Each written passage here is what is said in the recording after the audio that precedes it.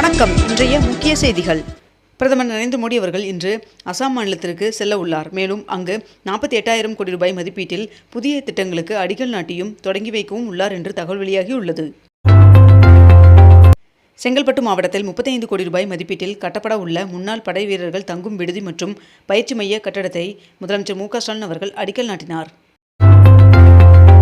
மேற்காசிய போரானது இந்தியர்களையும் கடுமையாக பாதித்துள்ளது என்று மக்களவையில் ராகுல் காந்தி அவர்கள் தெரிவித்துள்ளார். மார்ச் 15ஆம் தேதிக்குள் வேளச்சேரி பரங்கிமலை இடையிலான பறக்கும் ரயில் சேவை தொடங்கும் என்று ரயில்வே நிர்வாகம் தகவல் தெரிவித்துள்ளது.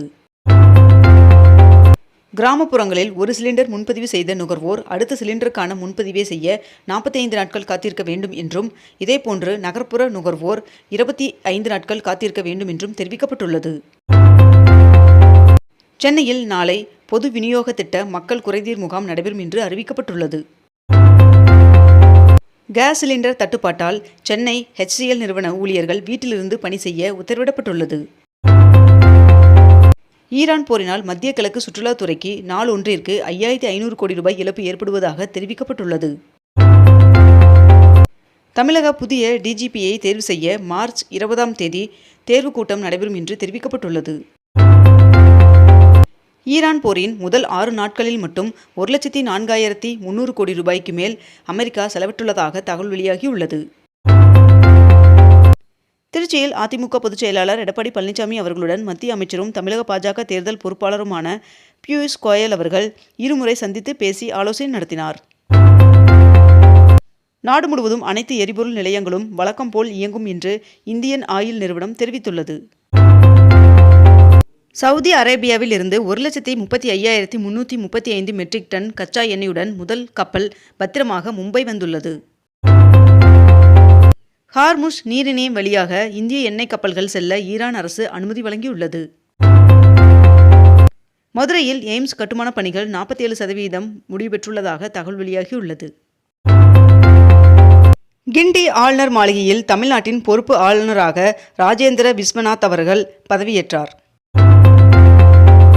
வீட்டு உபயோக சிலிண்டர்கள் 25 நாட்களுக்கு கையிருப்பு உள்ளதாக அமைச்சர் சக்கரபாணி அவர்கள் தகவல் தெரிவித்துள்ளார். ஈரான் இஸ்ரேல் இடையே போர் காரணமாக கிருஷ்ணகிரி மாவட்டத்தில் சுமார் 2,000 கோடி ரூபாய் மதிப்பிலான மாம்பழக்கூழ் தேக்கமடைந்துள்ளதாக தகவல் வெளியாகியுள்ளது. மேற்கு வங்க மாநிலத்தின் 22வது ஆளுநராக RN ரவி அவர்கள் பதவியேற்றார். தமிழ்நாட்டில் பெட்ரோல் டீசல் தட்டுப்பாடு இல்லை என்று பெட்ரோல் பங்க் உரிமையாளர் சங்க தலைவர் முரளி அவர்கள் தெரிவித்துள்ளார். UAEயிலிருந்து குஜராத் நோக்கி வந்து கொண்டிருந்த தாய்லாந்து நாட்டின் சரக்கு கப்பல் மீது ஈரான் தாக்குதல் நடத்தியதற்கு இந்திய வெளியுறவுத்துறை அமைச்சகம் கடும் கண்டனம் தெரிவித்துள்ளது. 22 கேரட் ஆபண தங்கத்தின் விலை சவரனுக்கு 1,200 ரூபாய் குறைந்து ஒரு சவரன் 1,19,760 ரூபாயாகவும் 1 கிராம் 14,970 ரூபாய்க்கும் விற்பனை செய்யப்பட்டு வருகிறது. இதனைத் தொடர்ந்து 1 கிராம் வெள்ளியின் விலை கிராமிற்கு 10 ரூபாய் குறைந்து 1 கிராம் வெள்ளி 290 ரூபாய்க்கு விற்பனை செய்யப்பட்டு வருகிறது. வீட்டு உபயோக சிலிண்டர்களை வணிக ரீதியான தேவைகளுக்கு பயன்படுத்தக்கூடாது என்று தமிழக அரசு தெரிவித்துள்ளது. மதுரை கள்ளழகர் வைகையில் இறங்கும் விழா மே 1ஆம் தேதி நடைபெறும் என்று கோவில் நிர்வாகம் அறிவித்துள்ளது.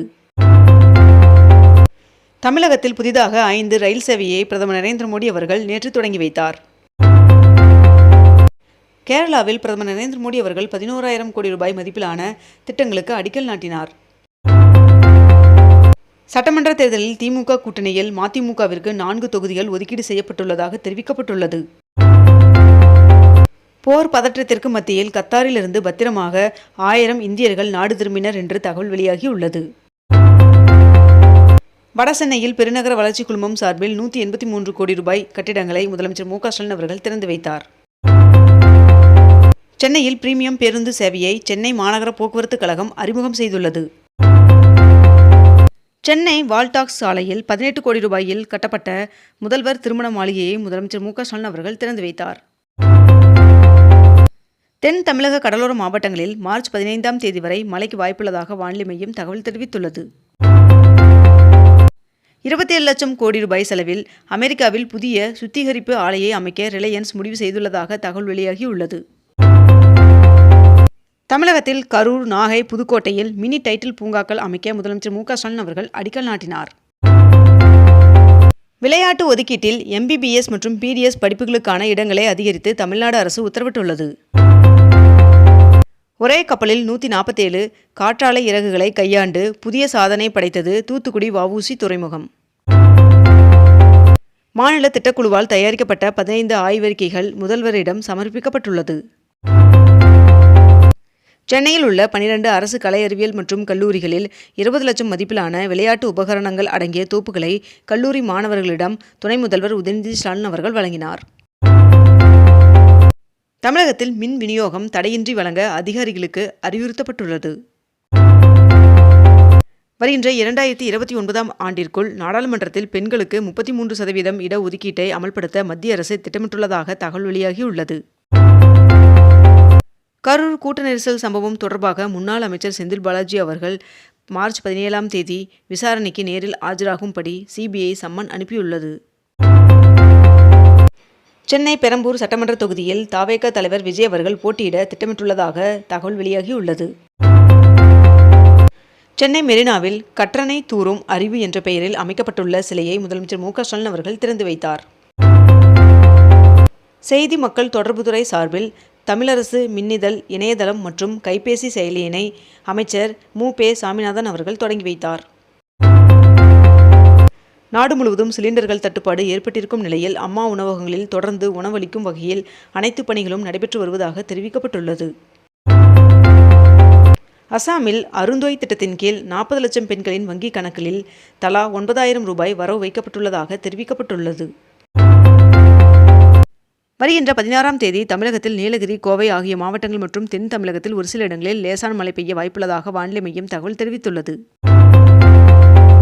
எரிவாயு தட்டுப்பாட்டிற்கு மாற்று ஏற்பாடு செய்வீர் என்று பிரதமர் நரேந்திர மோடி அவர்களுக்கு முதலமைச்சர் MK ஸ்டாலின் அவர்கள் கடிதம் அனுப்பியுள்ளார். கோவை வஉசி பூங்காவில் GD நாயுடு அவர்களின் திருவுருவச் சிலையை முதலமைச்சர் MK ஸ்டாலின் அவர்கள் காணொலி காட்சி வாயிலாக திறந்து வைத்தார். மதுரை விமான நிலையத்தை சர்வதேச விமான நிலையமாக தரம் உயர்த்த ஒன்றிய அமைச்சரவை ஒப்புதல் வழங்கியுள்ளது. 20 ஓவர் உலகக்கோப்பையை வென்ற இந்திய கிரிக்கெட் அணிக்கு 131 கோடி ரூபாய் பரிசை அறிவித்துள்ளது BCCI. பங்குனி மாத பூஜைக்காக சபரிமலை ஐயப்பன் சுவாமி கோவிலின் நடை வருகின்ற 14ஆம் தேதி மாலை திறக்கப்பட உள்ளதாக தகவல் வெளியாகியுள்ளது. ஒரே LPG சிலிண்டர் வாங்கிய பின் மற்றொரு சிலிண்டர் வாங்குவதற்கான கால இடைவெளி 21 நாட்களிலிருந்து 25 நாட்களாக ஒன்றிய அரசு உயர்த்தியது. சிலிண்டருக்கு தட்டுப்பாடு ஏற்பட்டுள்ளதால் பெங்களூர் முழுவதும் உள்ள ஹோட்டல்கள் மறு அறிவிப்பு வரும் வரை மூடப்பட உள்ளதாக தெரிவிக்கப்பட்டுள்ளது. இத்துடன் இன்றைய தலைப்புச் செய்திகள் நிறைவடைகின்றன. மேலும் இதுபோன்ற அண்மை தகவல்களை உடனுக்குடன் தெரிந்து கொள்ள அக்னிபூ சேனலை சப்ஸ்கிரைப் செய்து கொண்டு தொடர்ந்து இணைந்திருங்கள். நன்றி, வணக்கம்.